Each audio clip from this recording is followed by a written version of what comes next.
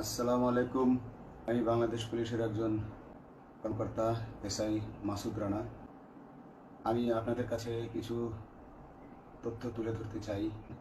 আপনারা যারা বিএনপি নেতা ইলিয়াস আলীর অপেক্ষায় আছেন, তাদের জন্য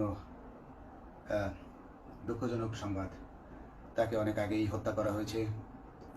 তাকে পতেঙ্গা সমুদ্র সৈকত দিয়ে কড়া পাহারায় সাগরের মাঝখানে নিয়ে স্পিড বোটের মাধ্যমে মুখে পলিথিন পেঁচিয়ে হত্যা করে, তার পেট ছুরি দিয়ে ছিদ্র করে, তাকে পাথর দিয়ে বেঁধে সাগরে ডুবিয়ে দেওয়া হয়েছে। আজকে যাকে সেনাবাহিনী থেকে অব্যাহতি দেওয়া হলো, মেজর জেনারেল জিয়াউল হাসান, তিনি এনটিএমসির প্রধান ছিলেন এবং তিনি র্যাবের অতিরিক্ত পরিচালক ছিলেন। তিনি মেজর থাকতেই র্যাবে ছিলেন এবং বাংলাদেশে যত গুম খুন হয়েছে বিএনপি সহ অন্যান্য যারা অ্যাক্টিভিস্ট, সেই গুম খুনের সাথে জড়িত এই জিয়াউল হাসান।